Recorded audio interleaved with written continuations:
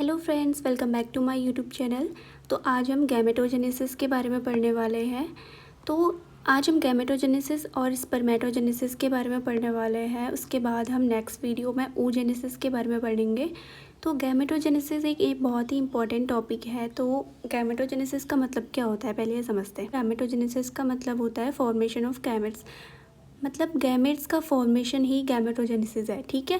और गैमेट्स का फॉर्मेशन कहाँ से होता है? गैमेट का फॉर्मेशन होता है जर्म सेल से। ठीक है। तो जर्म सेल से गैमेट का फॉर्मेशन ही गैमेटोजेनेसिस है। तो टाइप्स ऑफ गैमेटोजेनेसिस की अगर हम बात करें तो गैमेटोजेनेसिस के अंदर दो टाइप्स के गैमेट्स प्रेजेंट होंगे। पहला तो होगा स्पर्मेटोजेनेसिस और दूसरा होगा oogenesis। ठीक है। तो स्पर्मेटोजेनेसिस वर्ड से आप समझ सकते हो कि स्पर्मेटोजेनेसिस का मतलब होता है स्पर्म का फॉर्मेशन और oogenesis का मतलब होता है एग या ओवा का फॉर्मेशन। और स्पर्म का फॉर्मेशन कहाँ होता है? मेल रिप्रोडक्टिव ऑर्गन में, और oogenesis का फॉर्मेशन कहाँ होता है? फीमेल रिप्रोडक्टिव ऑर्गन में। ठीक है। तो आज हम स्पर्मेटोजेनेसिस के बारे में बात करते हैं। तो स्पर्मेटोजेनेसिस का मतलब क्या है ये देखो। पहले ये है फॉर्मेशन ऑफ स्पर्म। जैसा मैंने आपको पहले बताया कि फॉर्मेशन ऑफ स्पर्म मतलब स्पर्म का फॉर्मेशन ही स्पर्मेटोजेनेसिस कहलाता है। तो स्पर्मेटोजेनेसिस का फॉर्मेशन कहाँ होगा ये हमें देखना है और इसकी सारी प्रोसेस हमें देखनी है। तो स्पर्मेटोजेनेसिस का फॉर्मेशन होगा स्पर्मेटोगोनिया में। कहाँ होगा? स्पर्मेटोगोनिया में। और स्पर्मेटोगोनिया कहाँ प्रेजेंट होता है? सेमनीफेरस ट्यूबुल में। कहाँ प्रेजेंट होता है? सेमनीफेरस ट्यूबुल में। और सेमनीफेरस ट्यूबुल कहाँ होता है? टेस्टिस में। अगर मैं एग्ज़ाम के पॉइंट ऑफ व्यू से इसकी एक प्रॉपर डेफिनेशन आपको बताऊँ तो क्या है? Spermatogenesis is the process of formation of male gametes, मतलब कि स्पर्म फ्रॉम स्पर्मेटोगोनिया। ठीक है। मतलब कि स्पर्मेटोजेनेसिस क्या है? एक फॉर्मेशन है, मेल गैमेट्स की फॉर्मेशन है, यानी कि स्पर्म की फॉर्मेशन है स्पर्मेटोगोनिया से। और स्पर्मेटोगोनिया कहाँ प्रेजेंट है? सेमनीफेरस ट्यूबुल में। ठीक है। तो ये सारी प्रोसेस हो कहाँ रही है? टेस्टिस में प्रेजेंट हो रही है। और टेस्टिस क्या है? मेल रिप्रोडक्टिव ऑर्गन है, एक प्राइमरी मेल रिप्रोडक्टिव ऑर्गन है। ठीक है। तो अभी हम इसके फेजेस की बात करें कि मतलब स्पर्मेटोगोनिया में क्या क्या फेज़ होते हैं और कैसे कैसे स्पर्म बनता है। तो सबसे पहले फेज़ आता है मल्टीप्लिकेशन फेज़। देखो इसमें क्या होगा? स्पर्मेटोगोनिया, जैसे मैंने आपको बताया कि फॉर्मेशन कहाँ हो रही है? स्पर्मेटोगोनिया में हो रही है। ठीक है।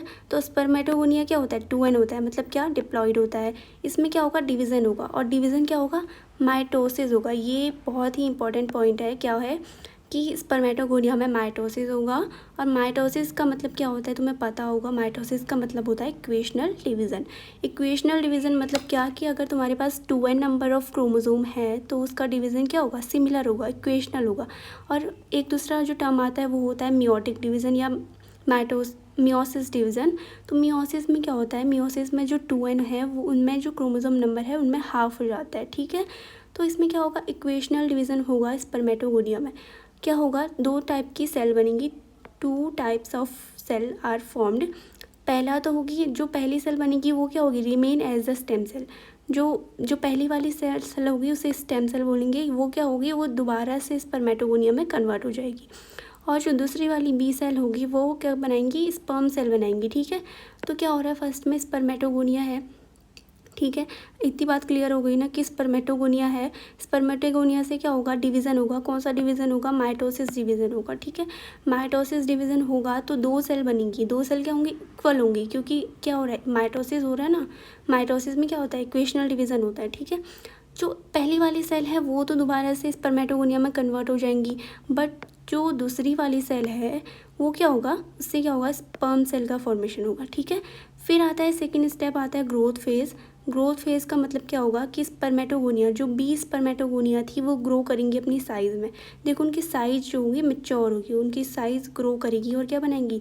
प्राइमरी स्पर्मेटोसाइट्स बनाएंगी। ठीक है। और उसमें क्या हो रहा है? उसमें कोई भी डिवीज़न नहीं हो रहा है। देखो उसमें ना ही माइटोसिस हो रहा है ना ही मियोसिस हो रहा है। तो वो same as it is cell रहेंगी। वो क्या होंगी? 2n होंगी। ठीक है। फिर आता है मैच्योरेशन फेज़। मैच्योरेशन फेज़ में क्या होगा? जो प्राइमरी स्पर्मेटोसाइट्स हैं उनमें क्या होगा? मियोसिस फर्स्ट होगा। उनमें क्या होगा? मियोसिस फर्स्ट होगा। और मियोसिस फर्स्ट में क्या होगा? मियोसिस का मतलब क्या होता है? रिडक्शनल डिवीज़न होता है ना। तो मियोसिस फर्स्ट में क्या होगा? 1 डिग्री स्पर्मेटोसाइट्स जो होंगी वो क्या होंगी? 2 डिग्री स्पर्मेटोसाइट्स में कन्वर्ट हो जाएंगी। ठीक है। और उनका जो नंबर ऑफ़ क्रोमोज़ोम क्या होगा, उनका जो नंबर ऑफ़ क्रोमोज़ोम होगा वो हाफ़ हो जाएगा। अभी मैं आपको डायग्राम से समझाऊंगी कि आगे डायग्राम में इसकी पूरी प्रोसेस दिखाई हुई है, ठीक है। फिर आता है मियोसिस 2, मतलब क्या हुआ, जो प्राइमरी स्पर्मेटोसाइट से उनमें क्या हुआ, मियोसिस फर्स्ट हुआ। मियोसिस फर्स्ट होने से क्या हुआ कि जो सेकेंडरी स्पर्मेटोसाइट से उनमें जो नंबर ऑफ़ क्रोमोज़ोम थे वो हाफ हो गए, ठीक है। फिर आया मियोसिस सेकंड। मियोसिस सेकंड में क्या होगा, मियोसिस सेकंड में क्या होगा, इनमें दोबारा से जो सेकंड डिग्री और 2 डिग्री स्पर्मेटोसाइट से, मतलब सेकेंडरी स्पर्मेटोसाइट्स थे, उनमें दोबारा से रिडक्शनल डिवीज़न होगा और क्या होंगे, 4 सेल बनेंगी। पहले क्या बनी थी, 2 सेल बनी थी ना, अब क्या बनेंगी 4 सेल, जिन्हें क्या बोलेंगे, स्पर्मेटिड्स बोलेंगे, ठीक है। देखो स्पर्मेटिड्स जिन्हें हम क्या बोल रहे हैं, 4 सेल बोल रहे हैं, ये कैसे बनी है, सेकेंडरी स्पर्मेटोसाइट से और मियोसिस सेकंड से, ठीक है। इनमें डिफ्रेंशिएशन होगा और स्पर्म का फॉर्मेशन होगा।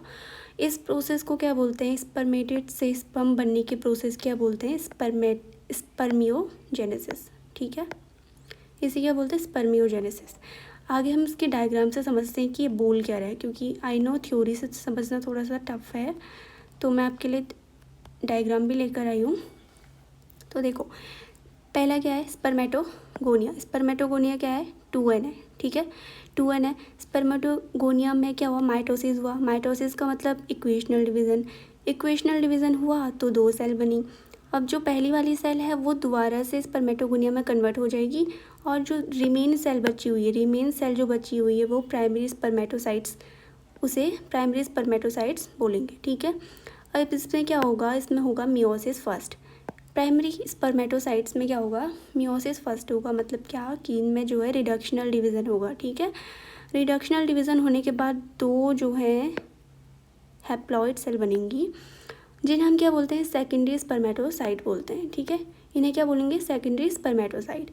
अब इन सेकेंडरी स्पर्मेटोसाइट्स में दोबारा से मियोसिस सेकंड होगा और 4 हैप्लॉइड सेल बनेंगी।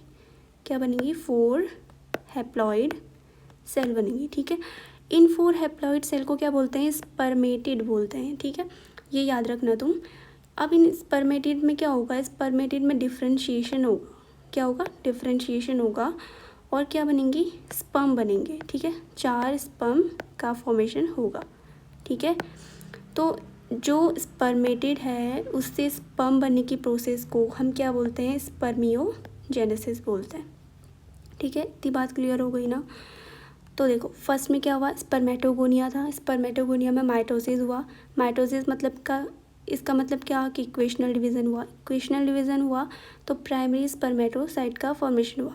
प्राइमरी स्पर्मेटोसाइट में मियोसिस फर्स्ट होगा, उसमें क्या होगा, रिडक्शनल डिवीज़न होगा और 2 बराबर नंबर ऑफ़ क्रोमोज़ोम की सेल का फॉर्मेशन होगा और इसे क्या बोलेंगे, सेकेंडरी स्पर्मेटोसाइट बोलेंगे, ठीक है। और सेकेंडरी स्पर्मेटोसाइट में दोबारा से मियोसिस सेकंड होगा और 4, ये है फर्स्ट, ये है सेकंड, ये है थर्ड एंड ये है फोर्थ, 4 जो है हैप्लॉइड सेल का फॉर्मेशन होगा, जिन्हें हम क्या बोल रहे हैं, स्पर्मेटिड बोल रहे हैं, ठीक है। स्पर्मेटिड में क्या होगा, डिफ्रेंशिएशन होगा, ठीक है, डिफ्रेंशिएशन होगा, जिस प्रोसेस को हम बोल रहे हैं स्पर्मियोजेनेसिस बोल रहे हैं। और इस डिफ्रेंशिएशन किससे क्या हो रहा है, स्पर्म का फॉर्मेशन हो रहा है। तो हमारा गोल क्या है, स्पर्म को बनाना है ना। तो हमने अभी क्या देखा, स्पर्मेटोजेनेसिस की प्रोसेस ही तो देखी थी ना। तो ये जो टॉपिक है ये हमारा कंप्लीट हो चुका है। पहले हमने इसकी थ्योरी देखी, देन हमने इसका डायग्राम देखा। तो इस टॉपिक के बाद हम oogenesis पढ़ने वाले हैं। अगर आपको ये टॉपिक अच्छा लगा हो, ये वीडियो अगर आपको हेल्पफुल लगी हो तो अपने फ्रेंड्स को शेयर करिए और इस चैनल को लाइक शेयर एंड सब्सक्राइब करिए। और हाँ, नेक्स्ट टॉपिक कौन से टॉपिक पे मैं वीडियो बनाऊँ ये भी मुझे कमेंट करके बताना, ठीक है। तो मिलती हूँ मैं आपको नेक्स्ट वीडियो में। Thanks for watching, bye bye.